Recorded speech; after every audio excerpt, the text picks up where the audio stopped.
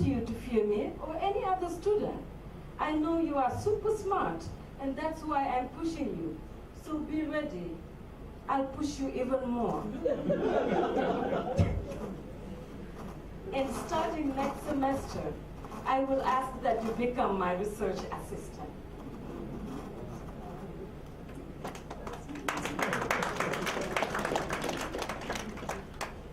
I will digress a bit and tell you that teacher is actually running for Congress in the US now. Wow. Yes, and 2 days ago he sent me a message to tell me about it. I didn't tell him I was talking about him today, but I would wait until I finish.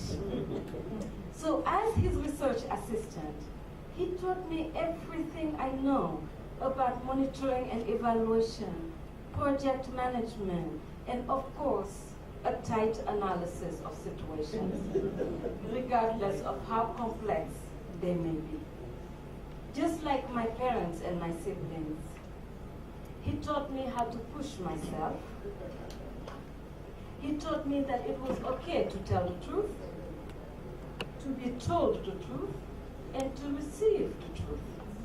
He modeled a behavior that I have since applied in my own life, professional and personal. I allow people to tell me how they feel.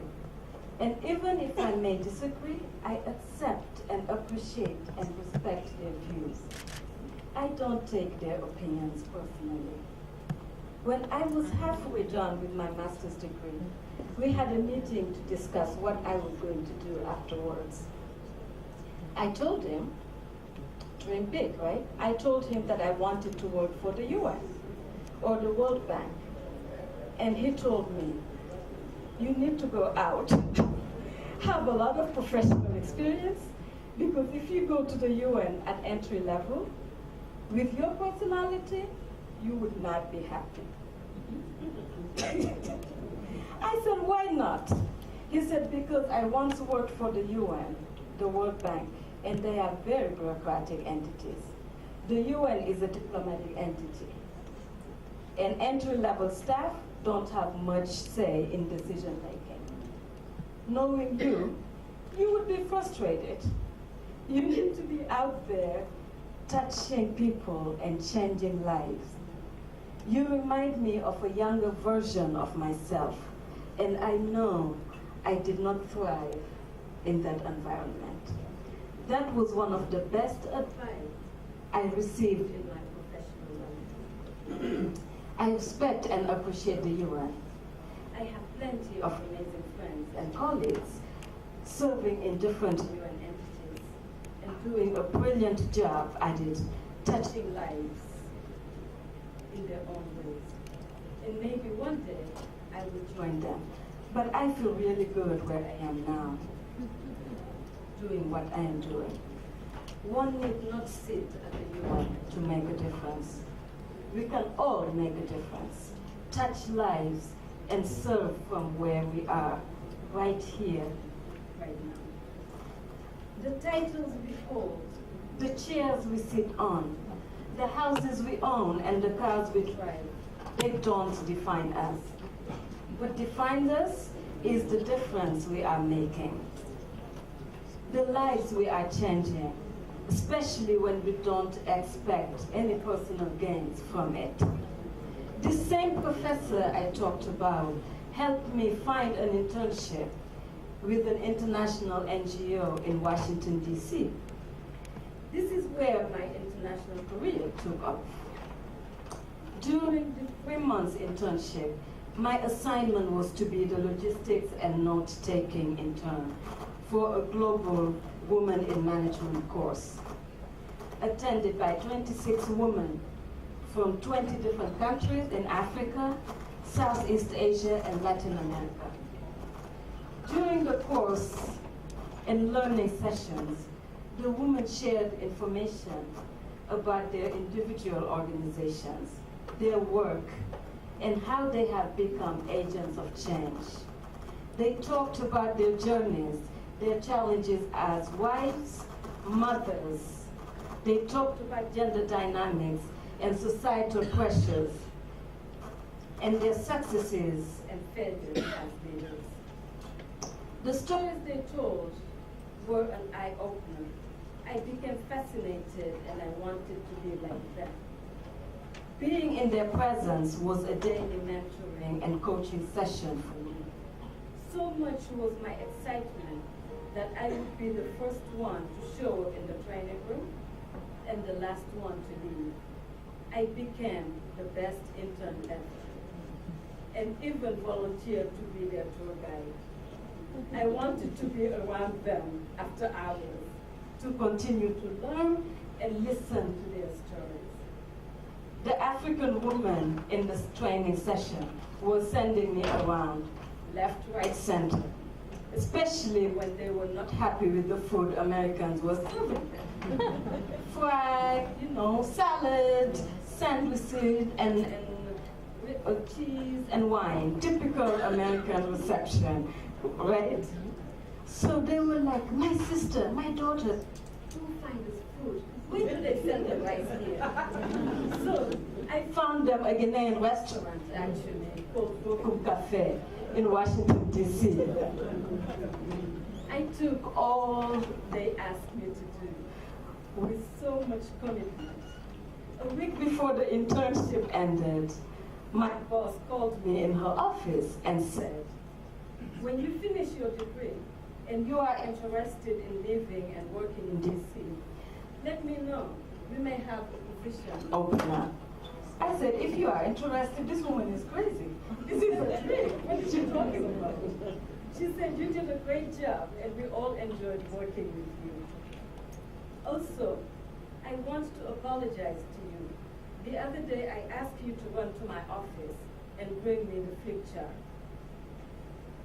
I shouldn't have said that. I said, why not? She said, because you are my colleague, and you were busy doing something, and I shouldn't have said run. I laughed at her and said, I'm the youngest child of 7. I heard that all night.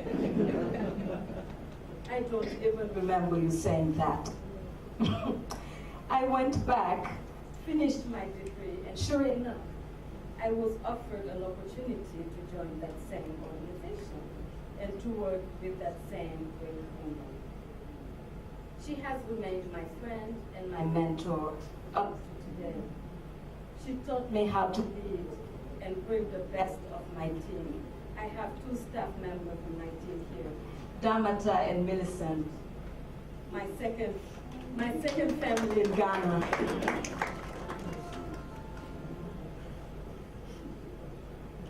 I always thank her, Sarah Ford, for the opportunity she gave me. And she always tells me, you earned it, I didn't give it to you. I said, yes, you gave it to me. So we will agree to disagree. And now, I will tell you about an amazing woman that was not in my school. She was not my teacher. Her name is Joyce Bond. I met Joyce in Kalamazoo, Michigan. That was my first entry point to the United States. A very small town, very cold, with very few black people. Every time I saw a black person, I started seeing resemblance that probably did not even exist. They looked like my mom, or my sisters, or my brother. One afternoon, I was so lonely and homesick. I went to the shopping mall. I couldn't afford anything, but who said I couldn't window shop? So, I had the pleasure to look at everything and decide what I would buy when I have a job. Remember, I must bake my own bread, right? So whatever I want, I said, I'll get it when I have a job. I entered one store and typical customer service, the best, I must say, American customer service. This bright smile black lady at the counter told me in such a motherly voice, hello, little one. How may I help you? You are so pretty. I love your hair. Where are you from? You know, Americans are very curious like that. I quickly said, I am from Senegal. I'm not buying anything. I just came to look.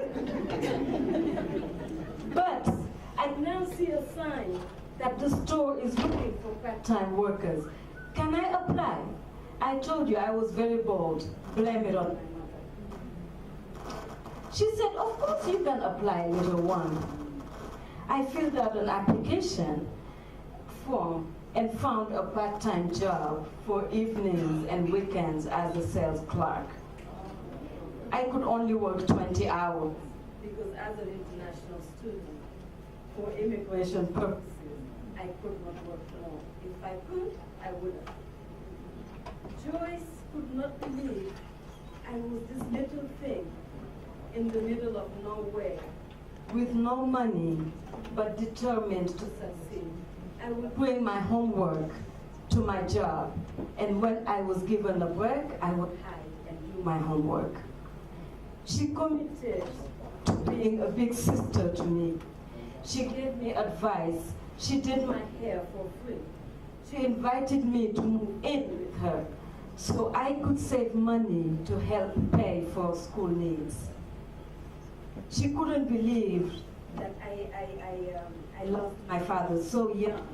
And I didn't tell you that I lost my mother actually a year after I went to the US. As I was planning to go back home and see her, she was my best friend, my everything. She passed away. So, Joyce became a mother, a sister, a friend, a confidant. She knew I needed a helping hand, and she gave me hers. She knew I had dreams and aspirations, and she offered to be the path through which I could march towards my dreams and aspirations. Joyce never expected anything in return from me. She would not even let me wash the dishes. She would always tell me, little one, you better go sit down and study and do your homework. She was so proud of me, she told everybody I was the daughter she never had. She's still in my life, and no matter how long we go without speaking, she always knows where I am. When I was coming to Ghana, she decided, she said, you know, I just renewed my passport. I am coming. Before I even invited her, because she knew she would be invited. Actually, I am planning to surprise her with a ticket. So next year, you might just meet her, Dr. Ander. She gave when she didn't have to, and she cared when she didn't have to. And I will always remember her for that. In Joyce, I saw my mother, who opened her door to every single child. My mother could not stand street children. Seeing them, she said, this is not okay. She would bring them home, bathe them, love them, give them advice. When I first went to the US, every time I called her, she would tell me, your friends were here today.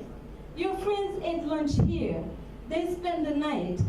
We were talking for such a long time. I gave them this. We had so much fun.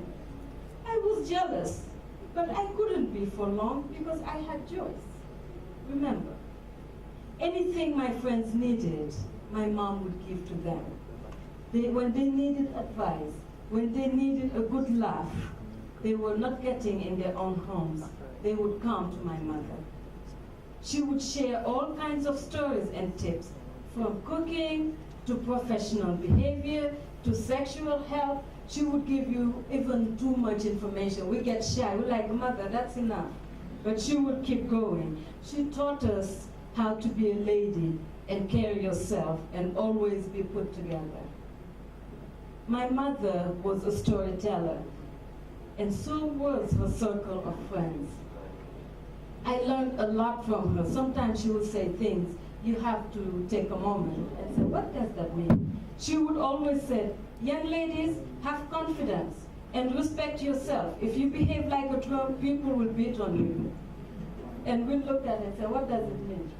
She said, go ahead, you'll figure it out later. Now I know what she meant. Storytelling is such an organic thread in the African cultural fabric. We all learn from the stories that our mothers and grandmothers taught us. the stories that the women in our lives shared with us. We may not even realize we are learning at the time of the teaching, but years later, we remember it all. Teaching should not be limited to the classroom, and giving should not be limited to our immediate family and our businesses. In sharing our blessings with others, in accepting to be the stepping stone on which others stand to reach to higher levels, in opening the door for others to walk into their full potential, we are doing two things. We are showing gratitude for what we have been blessed with, and we are also teaching children and youth around us to think unselfishly. The story of our life project is about selfless thinking. It is a platform for us to practice selfless thinking. It is about us reaching out to those in need of role models, those in need of teachers, those in need of enriching life lessons, to have access to a mentor, to have access to someone who cares about them, someone to tell them and show them that they matter, someone to take the time and convince them that dreams do come true. And yes, girls can be heard and seen at the same time. An orphaned girl from Dakar, Senegal, can indeed end up in Kalamazoo, Michigan, South Africa, Uganda, Geneva, many places, and 1 year ago, that girl landed in Ghana. When we give, we receive so much more. When we teach, we learn in the process. And once you bear witness of injustice, you must do something. You can't just walk away and be quiet. The rule of life tells us, for unto whomsoever much is given, of him shall much be required. Please let us each commit to reaching out to those who have less, those who are starting the journey that we have already embarked on, to guide and support them. Let us think unselfishly. Let us give without hesitation. Let us love limitlessly. In my career so far, I have seen the importance of role modeling and mentoring with initiatives such as the Story of Our Life project. Grassroots, unpretentious programs that are all about making a real impact. I have seen young girls turn their lives around and moving their dreams from finishing primary or high school to going to university, to learning a trade or running a business. It is up to each one of us to make that happen. We can each reach one and touch one. We can each spare a day of mentoring. We can each spare a few cities, or dollars, or pounds, or euros. Trust me, we cannot finish all the pairs of shoes, electronic gadgets, and all. But we can make sure that a child finishes school. In conclusion, I would honor the best female mentor, my best friend, and best advocate I ever had, my dear mother, who taught me that when you light a torch for someone else, you benefit from the light yourself. Let us all light a torch for those in the dark so we can live in a brighter Africa.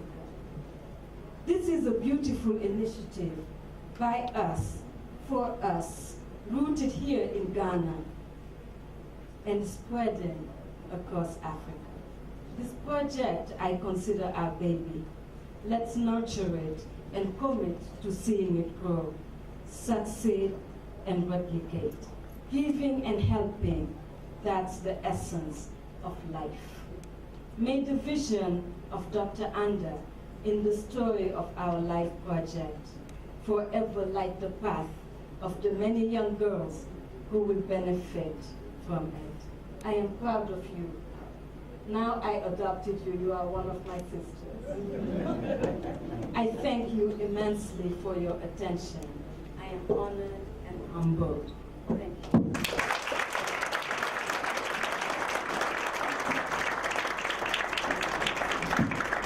Thank you very much. And what stayed with me during that speech was when you light a torch for someone else, you benefit from that light. Let's put our hands together for Madame Aissatu Diakhaté once again.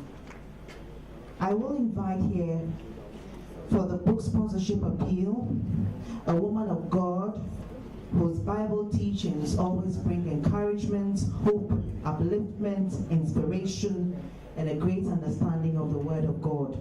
She is the General Overseer of the Lord's Garden Ministry, Apostle Mrs. Leanne Kofi. Let's put our hands together for her.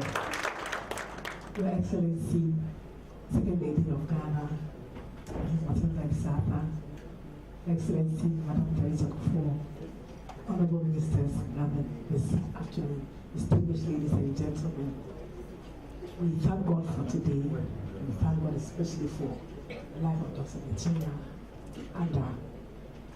There's a Jewish prayer that is part of their daily liturgy, and it goes like this.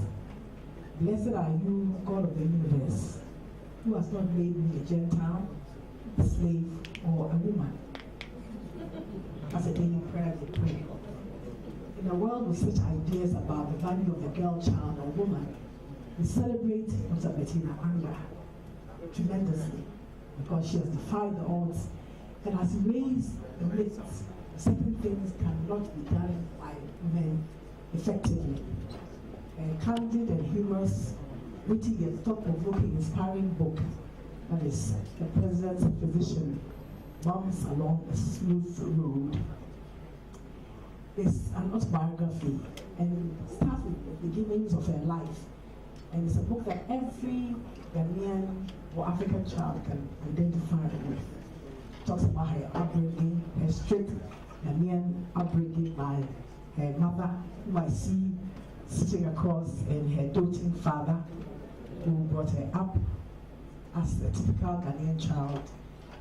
Her education in Ghanaian schools, St. Teresa's, Achimota, all these things that she wrote in this book can be identified with by the 2,000 or more girls that are going to be impacted on this tour. The book talks about her personal development, and it also speaks about her faith in God, which gave her strength to enable her to do all that she's been able to do. And also, the book talks about her ability to balance marriage, motherhood, family life, and a very high-profile career. And this is something that most girls battle with in their mind. And so when the Honorable Lady was talking about girls dropping out from school, some of these myths that a woman cannot combine all these things sometimes can be one of the reasons why girls drop out of school so quickly. But this book that Dr. Anda is going to take with her as a tool, an effective tool on this tour, a 2-month tour, throughout the 10 regions of this nation, really does inform and speak to girls and women.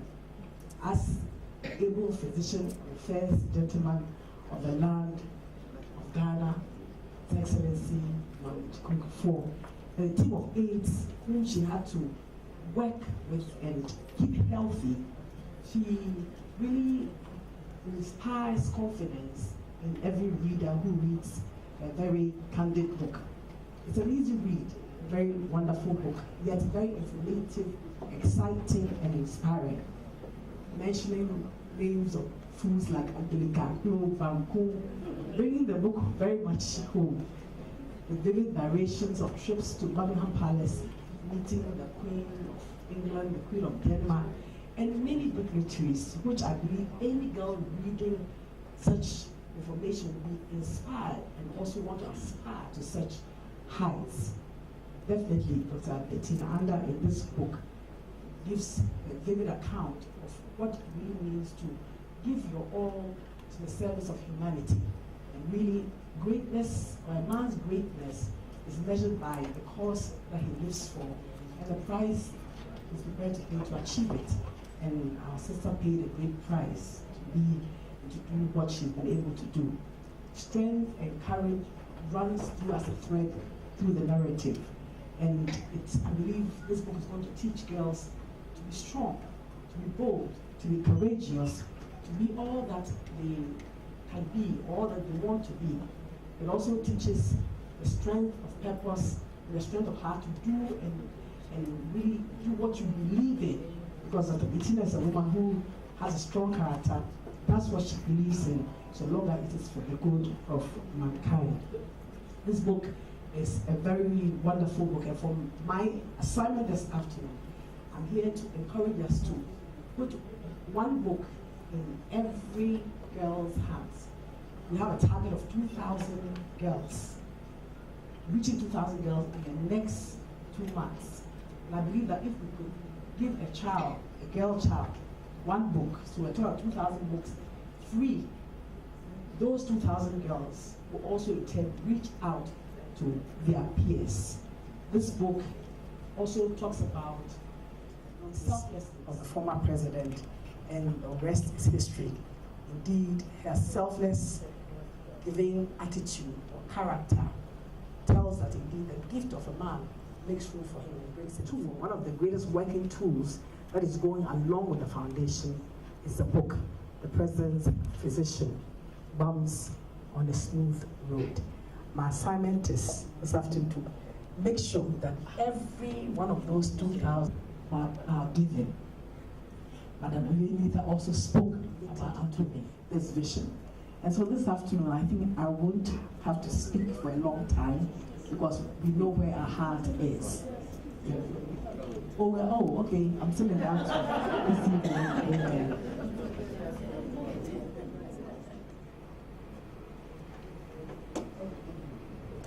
So it's golden platinum. But she's going to I need people who believe in the vision.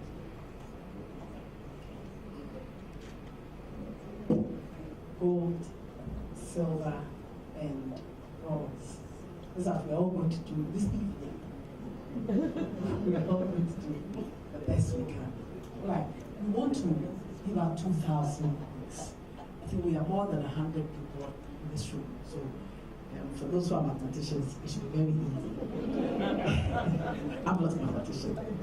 Okay. So for 200 books, if you want to give us a donation, either from your company or from your personal self, 200 books into the hands of 200 girls, 200 needy girls, young girls, very impressionable girls who can either be impressed upon by the writing in the book, which speaks courage, which speaks discipline, which talks about selfless giving, service to mankind, service to nation, which will help them form better ideas, or who can also be impressed by the things, the happenings of this world, following Facebook and Twitter and all the things that muddle up their minds. But if this evening we want to be a sponsor for 200 girls, we give you 200 books for 10,000 Ghana cedis. Do I see a first? Somebody to pick the first platinum. 10,000 Ghana cedis. God bless you. Thank you very much as you come.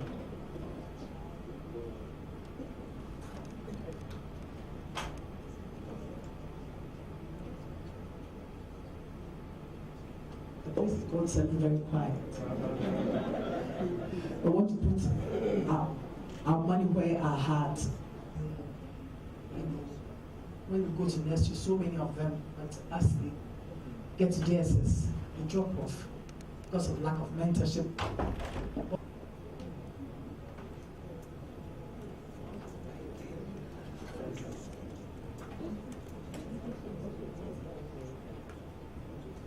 All right.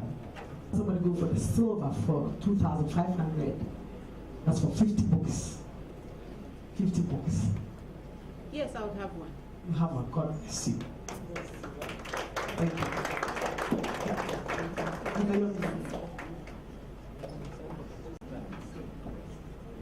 Silver.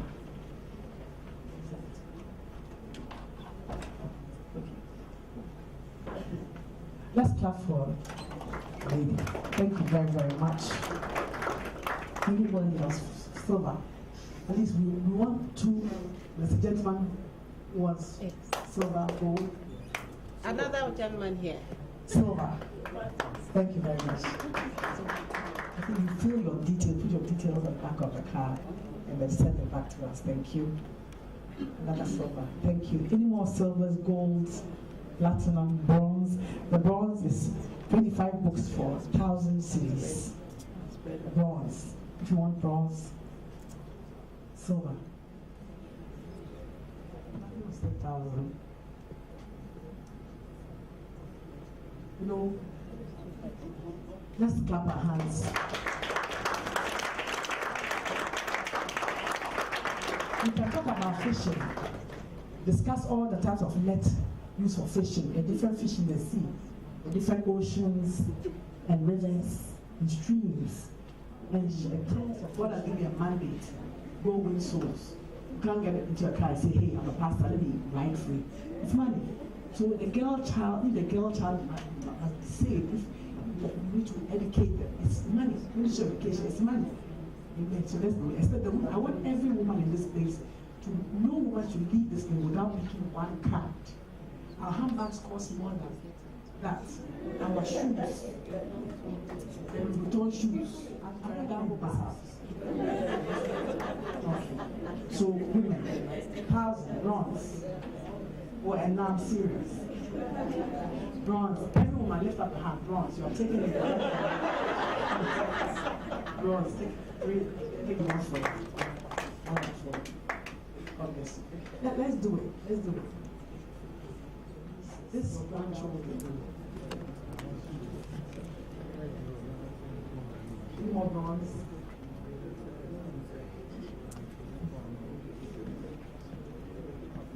God bless you.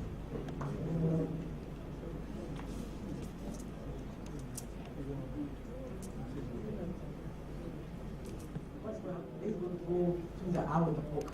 Put your 100 cedis in the basket because you can't let your 100 cedis. Your 100 cedis in the basket. It's in the book. Okay, so.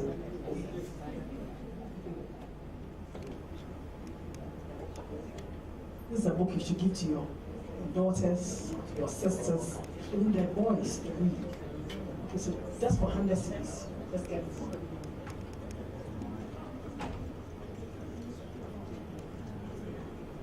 Just lift up as she goes by. Medford.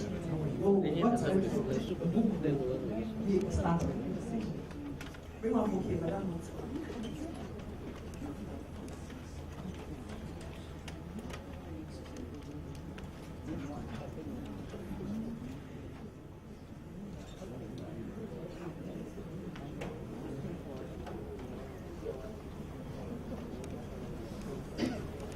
And for those who gave,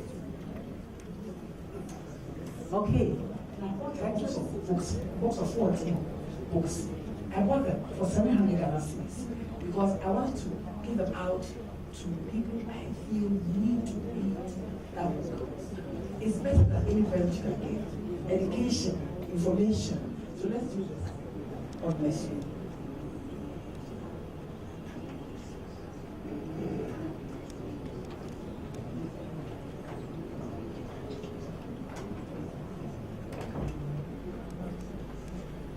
Oh, you have more there.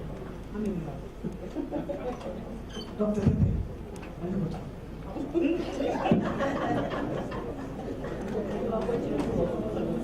I'm like that with him. Oh, you see, I have friends here. God bless you. Yes.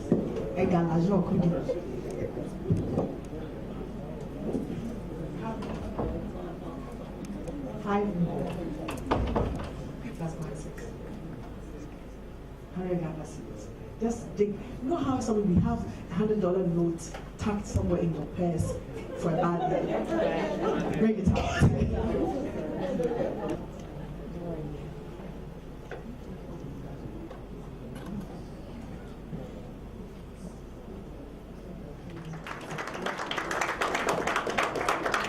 Thank you very much, Apostle Mrs. Leanne Kofi. Let's put our hands together for ourselves. We've done a wonderful job of supporting